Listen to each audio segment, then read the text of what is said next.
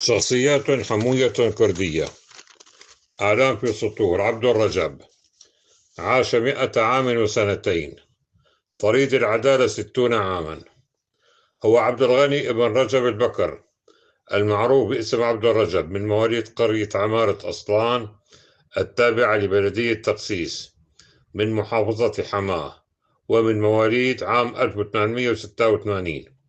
وجميع سكان قرية عمارة أصلان هم من الأكراد الذين جاءوا أجدادهم من الجنوب التركي أو الشمال السوري منذ 200 عام.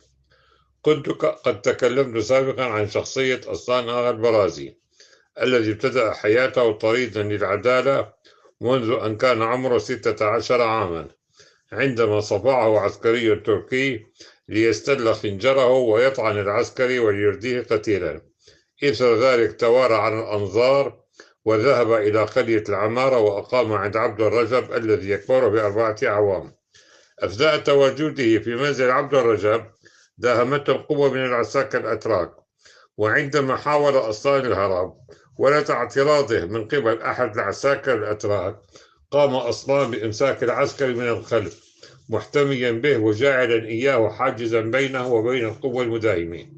وعندما حاول العسكري الإفلات قام عبد الرجب بإطلاق النار عليه ليردي العسكري قتيلا، ويصاب أصلان بجرح في يده. وهنا ابتدأت حياة عبد الرجب مع أصلان البرازي، ليصبح الاثنان طريدي العدالة لثلاث حكومات، التركية والإنجليزية والفرنسية، حتى حصول سوريا على استقلالها حيث صدر عفوا عنهما.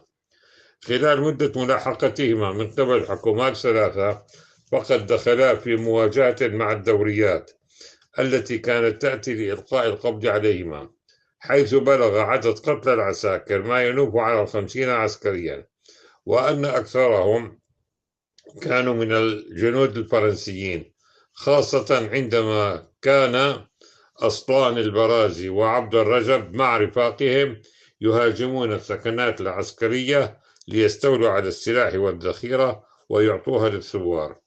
بعد صدور العفو عن أصلان آغا البرازي وعبد الرجب، عاد الاثنان لإدارة ممتلكاتهما. كان لعبد الرجب مضافة يستقبل فيها ضيوفه بشهامة وكرم. توفي عام 1988 حيث وري الثرى في قرية العمارة، وأنا شخصيا كنت من بين المشاركين بالجنازة. مع تحيات المحامي معتز البرازي.